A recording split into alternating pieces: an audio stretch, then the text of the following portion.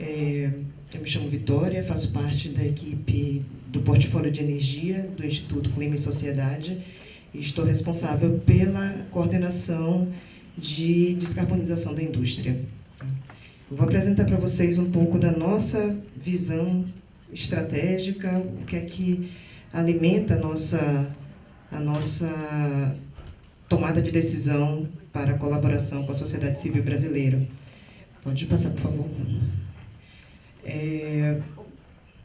O Instituto Clima e Sociedade é uma organização da sociedade civil que atua, né, com a reunião, catalisação, que a gente chama, né, fortalecimento de instituições e projetos também da sociedade civil, voltado aí à transformação social alinhada com os objetivos das mudanças climáticas, certo? E desenvolvimento econômico e justiça social.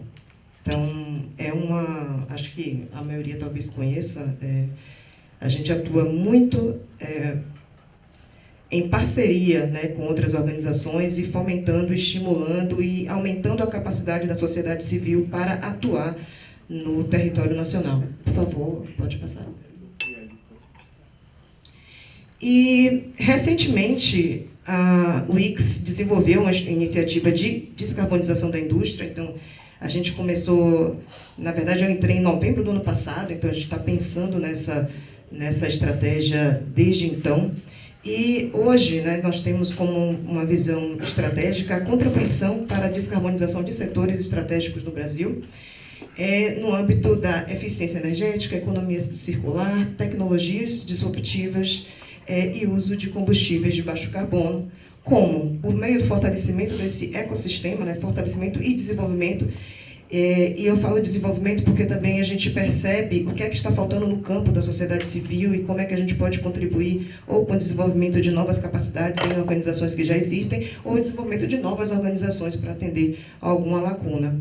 E nosso trabalho é basicamente voltado ao monitoramento, aconselhamento técnico, mapeamento de oportunidades, para a gente mobilizar e engajar os diferentes atores em torno da causa climática. Pode passar, por favor.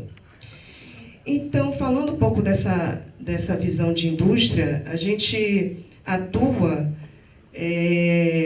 também aprendendo com o que está acontecendo no contexto global, que existe um grande push para a descarbonização da indústria, e a indústria é vista como um champion de descarbonização hoje, principalmente o setor siderúrgico. Então, a indústria é o segundo maior emissor, né, atrás do setor energético, tendo os setores mais energointensivos, as indústrias pesadas, indústrias de infraestrutura, como os principais emissores, e dentro deles o setor de ferro e aço, né, que é responsável aí por 6% das emissões globais de gases de efeito estufa.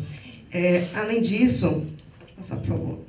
Esses setores, eles tendem a crescer tanto para viabilizar a transição energética no mundo, como também pela demanda de desenvolvimento econômico e social das economias emergentes do Brasil, entre elas. Então, assim, são setores chave para a descarbonização da economia global, só que não tem perspectiva de reduzir o seu tamanho, muito pelo contrário, eles vão aumentar ao longo dos próximos anos, das próximas décadas. Pode passar, por favor. E o Brasil, ele tem, como já foi dito aqui, né, pelo Rogério e Danilo, o Brasil ele tem um contexto um pouco distinto pela relevância aí da mudança de uso do solo nas emissões do país. Mas isso não tira a relevância nem a capacidade de protagonismo do seu setor industrial. Hoje, a indústria brasileira emite 108 milhões de toneladas de CO2 equivalente por ano, né, dados de 2021, sendo que os setores mais energointensivos também é o setor de ferro e aço, responsável por 30% das emissões, seguido do setor de cimento e seguido do uso de produtos. Uso de produtos eu saliento aqui porque é basicamente uso de HFC em equipamentos de refrigeração, que também são componentes chaves, equipamentos chaves no setor hospitalar. Então, a gente tem falado aí do complexo empresarial, industrial da saúde, e a pauta de descarbonização dos equipamentos de refrigeração também tem sido encarados com centralidade no ICS, inclusive com um papel-chave aí na ratificação da emenda de Kigali pelo Brasil. Pode passar, por favor. Além disso, além da questão das emissões, a gente tem um cenário brasileiro em que, apesar de a gente ter uma matriz energética relativamente renovável e uma matriz elétrica quase que totalmente renovável, o setor industrial brasileiro ele tem aumentado a sua intensidade energética ao longo dos anos. Nos últimos 10 anos, enquanto o mundo reduziu sua intensidade energética em 15%, o Brasil aumentou sua intensidade energética em 15%, ou seja, a indústria brasileira está se tornando menos eficiente ao longo do tempo.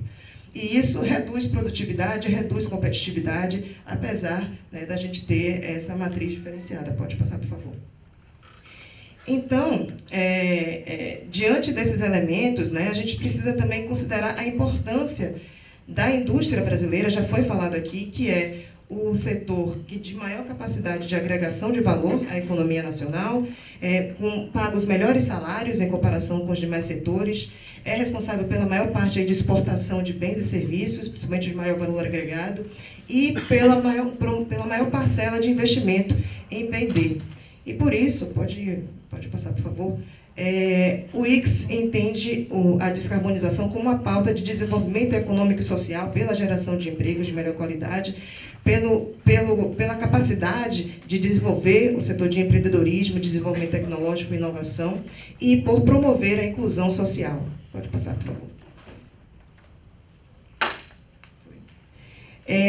Além disso, é uma pauta que a gente precisa engajar com a indústria, com o setor produtivo, e a gente precisa entender a narrativa que a gente consegue permear melhor no setor.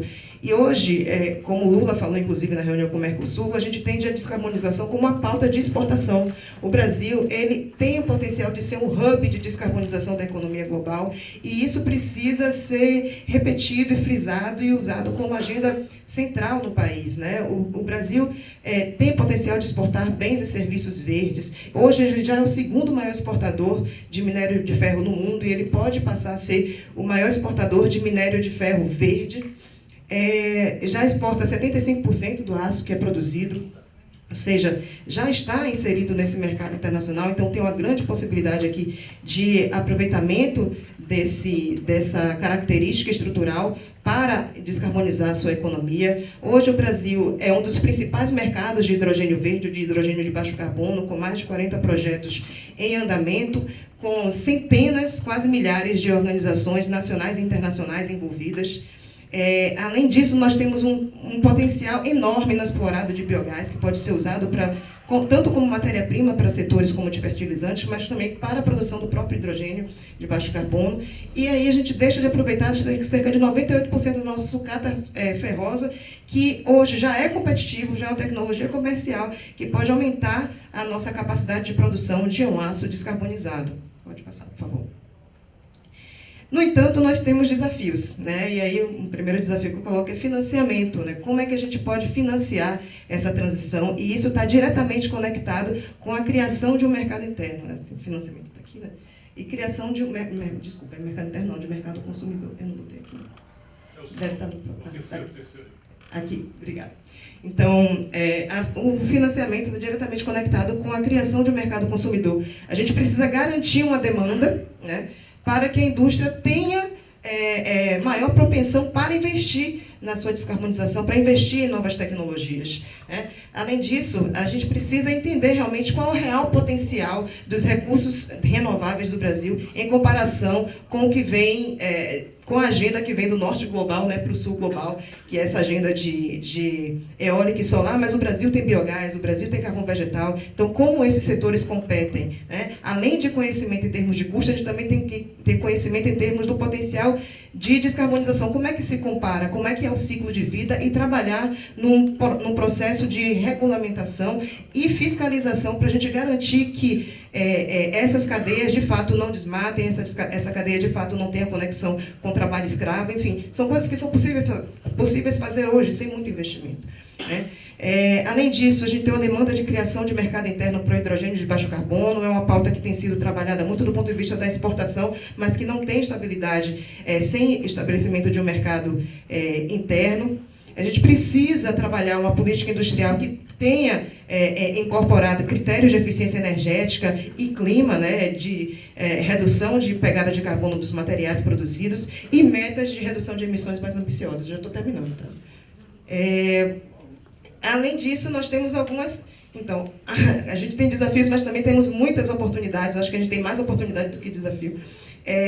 Primeiro, a centralidade da pauta climática para o governo federal. Isso é uma mudança incrível e uma oportunidade muito grande. E uma abertura também que o governo federal tem dado para a sociedade civil para atuar, fazer parcerias com operações técnicas, ajudar a orientar esse processo. Temos aí o protagonismo do Brasil na diplomacia global. O Brasil tem a presidência do NDP, vai ter a presidência do G20, vai sediar a COP30. Então, são agendas estratégicas que o Brasil pode aproveitar, e a sociedade civil, principalmente, pode aproveitar para trabalhar com parceiros internacionais para a gente fortalecer o papel do Brasil e até aumentar a pressão, digamos assim, a pressão externa para mobilizar mudanças no mercado industrial do país. Além disso, nós temos o primeiro case de aço verde, da Aço Verde do Brasil, que exporta hoje em 300 e 400 mil toneladas de aço verde por ano, produzido a partir de carvão vegetal. Então, o Brasil já tem experiência e tem competitividade hoje, não precisa esperar o hidrogênio verde ficar competitivo amanhã. Temos um mercado interno de fertilizantes, mais uma demanda externa por bens agrícolas de baixo carbono, que pode ser aproveitado hoje. O fortalecimento da agenda de eficiência energética também é um ponto central. A gente tem uma maior permeabilidade dessa agenda do pleito de eficiência energética, então a gente precisa aproveitar isso. E o avanço da discussão do mercado regulado de carbono, que pode ser uma fonte de definição de metas mais ambiciosas para os setores da indústria. Pode passar, por favor. Finalmente, eu mostro aqui para vocês, eu acho que não dá nem, não sei se dá para visualizar direito, gente, espero que sim, mas é um desenho, um extrato, na verdade, da agenda do ICS para a descarbonização da indústria. Onde é que a gente está pautando, mas basicamente são nos elementos que eu já falei, né, metas setoriais de redução de gases de efeito estufa, junto aos setores mais energointensivos, aproveitar isso aqui. Então, entendam que cada vértice desse significa que a gente tem organizações da sociedade civil sendo apoiadas ou sendo fomentadas para desenvolver conhecimentos e evidências, advocacy, monitoramento. Ações judiciais ainda não, tá? A gente está ainda com agenda positiva, e promover diálogo como esse aqui, para a gente conseguir avançar nessas agendas. Então, metas setoriais, a diplomacia brasileira para a indústria, medidas de circularidade para minerais críticos e equipamentos que viabilizam a transição energética, incorporação de eficiência energética e critérios climáticos na política industrial e também no desenvolvimento desses mercados internos para o hidrogênio. Eu quero destacar aqui essas medidas de circularidade. A transição energética, ela vai acontecer, ela precisa acontecer, mas ela precisa acontecer sob um modelo também mais sustentável, e por isso que a gente está com esse direcionamento estratégico também. Então, é isso, muito obrigada.